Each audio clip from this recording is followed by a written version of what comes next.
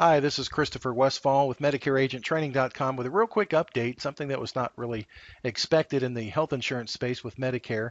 CIGNA has just bought WellCare's Sterling product. Now, you might remember a couple of years ago, 2013, Sterling was part of the deal owned by Windsor and it was purchased by WellCare. WellCare looked to get more into the Medicare supplement space in 2013, and this was looked upon as a bad thing from AM Best. As a matter of fact, if you look back in the news reports, AM Best back in 2013 said that the deal was not going to be financially prudent for WellCare, having bought Sterling. And they actually put Sterling under review with a BBB rating back in 2013. Their finances were not looking too good, and WellCare bought them anyway. Well, here we are, 2015, and they have spun off Sterling now to be bought by CIGNA. The interesting thing here is CIGNA has told their agents in this communication today by David Chambers, which is the head of their agent distribution channel, that agents will not be able to sell Sterling products going forward. That's pretty interesting. And CIGNA will not let anyone replace existing Sterling business with a CIGNA health plan. They did the same thing back when they brought out Loyal American and they bought the other subsidiaries. They will no longer let you replace their old business with their new business, which is not that uncommon.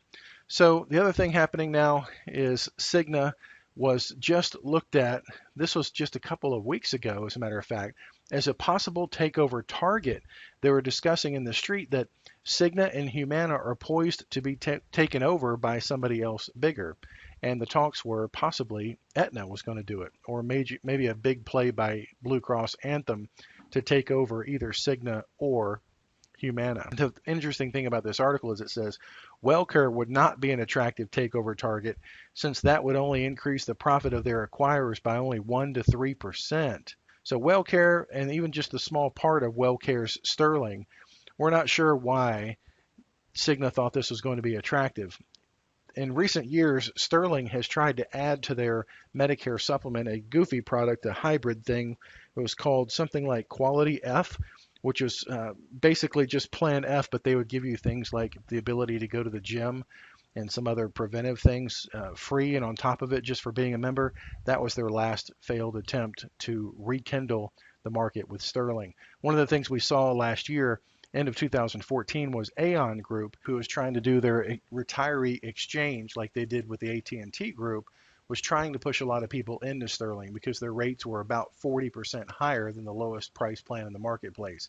And other than agents trying to take advantage of people like that, no one was really buying Sterling anymore. So again, I'm kind of confused why CIGNA would think that this is an attractive target except to buy their existing block and try to sell them CIGNA's ancillary products like hospital indemnity plans, cancer, and final expense. Anyway, this has been an update from Christopher Westfall over at MedicareAgentTraining.com. Have a wonderful day. Bye-bye.